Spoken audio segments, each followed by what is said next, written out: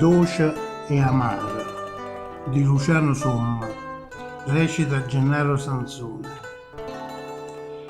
Non mi dicere niente, e volte e 100 volte meglio stare in tuo silenzio, per sentire tutti i palpiti del cuore, o scorrere lo sangue in te vene, l'ammare o dolce tremolire bene.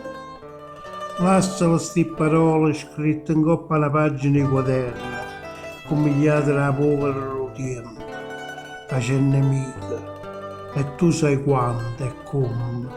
Non mi chiamava per nome, mo che tra noi ci stiamo accorgendo giorno per giorno, e è diventata cenere l'estate. E fa paura la maschera dell'autunno.